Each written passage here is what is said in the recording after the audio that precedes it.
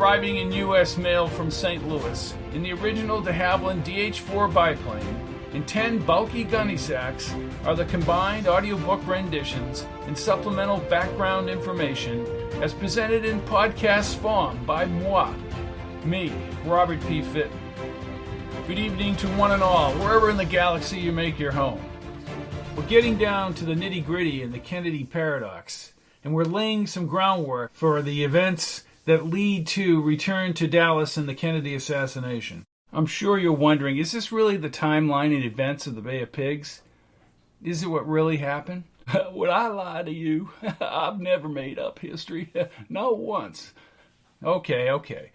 You're a host of these podcasts, and the author of the books contained here within does not stray from the real events and timelines in his books. So there. Why go back in history if you're going to make up the history? Patch is in the thick of it, girls and boys, with his buddy Meinkewitz and that nutcase Savage as they approach Carlos Sánchez, the 1986 terrorist. Episode 8. Let it roll. Chapter 29. Zapata Swamp, east of San Blas, Monday, April 17th, 1961, 7:03 a.m. Savage adjusted his pack and pushed his way out of the bushes again. Troops lingered on the road across the swamp. Patch turned quickly. Paratroopers are on the road. I'm aware of that, Kincaid. We're losing time. Patch shook his head as Savage sprinted. Meinkewitz increased his pace. Follow him, Patch. Pray he knows what he's doing. Patch's thoughts centered on Kate. She had left 1961, but where in the future had she landed?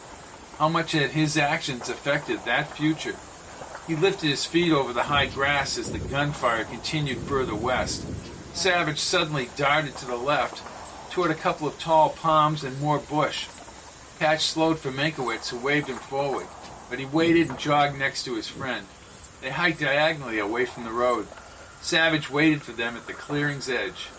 Take some water, we're getting closer. What about Carlos? Asked Patch, and he poured the warm canteen water into his dry throat. Savage squinted and bit his lower lip. Not yet. He snapped his helmet in place and pushed the bush branches back. Meinkewitz wiped his mouth and screwed the top back on his canteen. Say, he's a nice guy. Yeah, right, just like El Barbudo. Who's that? Castro or Blackbeard the Pirate, take your choice. Bypass Road, Zapata Swamp, Monday, April 17th, 1961, 9:30 a.m. Patch tracked the high-flying Sea Fury with the binoculars until he lost the plane beyond the trees. A blast that prompted all three men to dive into the brush preceded several minuscule explosions. Patch held his helmet and looked south. A small fireball reminiscent of the nuclear explosion over New York in 1986 ascended into the sky. Somebody shouted something about an atomic bomb into Savage's radio channel. A-bomb? Savage stood. My guess is they got another ship. When you call Carlos? He smiled and kept the smile on his face as he looked south toward a looping east-west road. You'll know, Kincaid, because I can call him with the code words, which are, up here, he said, pointing at his helmet. Lots of space up there. I'll overlook that, Professor. You can hold Kincaid's hand crossing the bypass road. He stared at them for a few seconds, his arm and eyes glistening in the morning light. Then he broke into a sprint like an end in football, running a pattern across the narrow road. Meinkewitz and Patch kept a 50-foot distance just in case the Cubans gunned down Savage. A few minutes later, Savage slowed and yelled back, "The Rio Escondido is gone!" Steady smoke stream billowed into the morning sky above the trees. Patch sensed they were near the bay. Savage jogged to the west, almost in the direction of the smoke. At a clump of tall bushes, he raised his watch upward, shook off a mosquito, and grabbed the radio. El Beso de la Muerte. Meinkewitz tightened his brow. Patch. The kiss of death. Very good, Professor. El Beso de la Muerte. The radio hissed and Savage checked his watch. What's the matter, Savage? Nobody home? Asked Patch. Savage started forward again. You better hope he's home and he doesn't take us all out. Listen, there's frogmen on Blue Beach as well as the 6th Battalion. They know about this mission? Patch yelled. Savage did not answer as he ran. Patch waited for Meinkewitz to finish another gulp of water. Those planes came in straight, Ray, from the northeast. Easterly would be the first to tell you when they come in straight like that, it gives whoever was on the ground time to prepare. Apparently not enough time for the Rio Escondido. Savage appeared a few hundred yards through the bushes. Patch guided Meinkewitz after the crazy sergeant. Through the trees and houses, the heightened blue bay eventually materialized. Savage, his foot up on a fence post, barked into the radio as they approached. The static popped across the open channel. El beso de la muerte. Are you sure he's going to be here? Carlos Sanchez's voice mixed with the static. El beso de la muerte. Patch's guts swirled with adrenaline. Esto es Elvis, said Savage. Oh, for the love of Mike, said Meinkewitz as he turned. Carlos chuckled. Estás listo para ir al desvelado. In order to kill Rosselli and the others in the future, Carlos now performed this defecting charade. Okay, rendezvous at Disneyland. Despite his strong accent, he knew English. Sure, we'll climb the Matterhorn. On my way, Savage faced Patch and Meinkewitz. Blue Beach was taken by the 6th and 4th Battalions. They know nothing of this mission, gentlemen. We'll have to be quick and then move out. Hundreds of men in combat fatigues and caps scurried beyond the beach cabins. Jeeps, trucks, and a tank were visible to the west. Smoke from the Rio flared into the sky down to the bay. 4 other ships remained in the harbor. Patch's heart pounded and his hands were clammy around the M1. Savage handed the radio and his pack to Patch. I'm walking down to the 3rd Resort Cottage. No doubt this son of a bitch will have a backup. I don't think he's so brazen to go it alone. Then we head back to the swamp and not get involved with this operation at all. When we meet my contact in Playa Largo, we'll get the professor to command to Orca for his little vacation to Havana. What about you? Asked Patch. I'm off to find me 100,000 for Fidel. He tiptoed through the brush. Don't miss the leopard, Kincaid. They shadowed Savage from the west. Carlos Sánchez, the international terrorist from 1986, lurked along the nearby shore. Patch's stomach knotted as he repeatedly took deep breaths, but gained confidence marching beside Meinkewitz. In a few minutes, fate would take its inevitable course and test Korbinski's precise hypothesis. Chapter 30. Blue Beach, Iran, Cuba, Monday, April 17, 1961, 11:01 a.m. Along the clearing's edge, away from the 3rd resort cabin, Carlos Sánchez, wearing a brigade combat baseball cap and fatigues, stood with a full pack and a mobile radio in his hand. He had a different type of rifle strapped across his shoulder. He gripped the rifle and scanned the woods as Savage proceeded across the sand and the grass.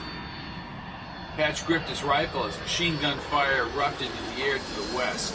One of the Cuban jets pummeled an older B-26. The lumbering plane descended quickly, only a few miles away. Both Patch and Meinkewitz fell to the ground. As Patch aligned his rifle, Savage whacked Carlos with the blunt end of his own rifle. But Carlos thrust the Russian weapon out, knocking Savage to the dirt. Patch lined up Carlos's pug-nosed profile in the M1 sights.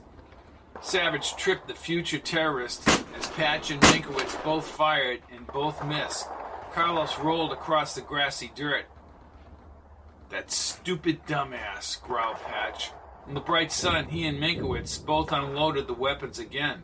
Savage, on his belly, discharged his gun, but the agile Carlos, in a semi-gymnastic move, flipped to his right and upended on his feet. 5 shots from the SK-45 mowed down Savage as he struggled to stand. Carlos panned the rifle. Bullets tore up the brush and the grass near Patch and Meinkewitz. Carlos dove into the woods. Patch shot at the bushes. We have to go after him, Patch. Are you all right, Ray? I'm okay. They ran over to Savage. A deep, red, oblong blood rivulet had formed in the dirt around the sergeant's punctured fatigues. Patch stared at Savage's rigid profile for a second. Then he pulled out the sergeant's playbook from the pack. He quickly located their position on the map. Ray, right here. Carlos said the Cuban troops were at the sugar mill north of Playa Largo. That's where he'll go, but we have to get him first. With map in hand, Patch faced the woods. Carlos had merged into the swamp about 100 yards through the bush. Patch, that sugar mill is over 20 or more miles away. Patch guided him forward. He checked the sand until he picked up the divots where Carlos had just run. Unfortunately, he knows the area and could go anywhere. What choice do we have now, Ray? As they followed Carlos's trail into the bush, Patch chided himself for not firing before the dogfight and the subsequent plane crash. This time he would not hesitate. Cepeda Swamp, east of San Blas, Monday, April 17, 1961, 12:16 p.m. By the sound of the small arms fire and the strafing F-26s, Patch reasoned the forces battled near the sugar mill to the west. He and Meinkewitz easily followed Carlos's boot marks in the soil and advanced along the crushed bushes and grass blades. Carlos had gone straight north from Blue Beach. At the edge of the grassy swamp, Patch squatted down and checked Savage's map. He's basically paralleling this road to Horquitas, and if he gets beyond that town, we'll have no troops there. He's home free. More than likely, there are Cuban troops defending that whole area by now. Patch. Meinkewitz hit his shoulder and pointed to the far side of the clearing. A small flock of sparrows had just spread upward into the sky. An indiscernible movement along the woods caused him to remove the binoculars. At 1,000 yards, Carlos Sánchez pranced northeast like a gazelle, parallel to the Horquitas Road. Can we get him from here? Carlos's dark fatigues blended in with the leaves. Patch shook his head. Neither one of us is that good a shot. Meinkewitz pounded a mosquito on his forearm. We only have so much ordnance, we better make it count. Patch waited until Carlos entered the woods again. Then, holding their weapons outward, he and Meinkewitz plowed across the prickly Cepeda grass. Carlos did not look back before he disappeared. His northerly direction indicated he had sought the safety of his own forces. The crushed grass and small bush branches matched Carlos's entry point 10 minutes before. According to the map, they would be encountering the edges of the town very soon. Carlos Sanchez's survival depended on his returning to the Cuban populace and rejoining the government troops. Patch lifted his boots and stepped on the bent branches or disturbances in the soil, just as he followed Carlos's trail from Blue Beach. Meínkewitz's grunting alerted him to the fact that both of them were tiring. On the far side of the clearing, a smooth body of water reflected the blue sky. Carlos ran along the opposite side of the lake. Patch increased the pace 25 yards ahead of Meinkewitz. He still hesitated firing at Carlos from this distance. Once he reached the mangrove clump along the water, he descended to one knee as Meinkewitz scurried through the grass behind him. Carlos hiked unruffled along the shore, perhaps 300 yards away. This time Patch raised the M1 slowly, taking his time to place Carlos directly in the V-shaped sight. Carlos crouched as he trekked north along the water's edge. Patch gently squeezed the trigger. The crack echoed down the water's length.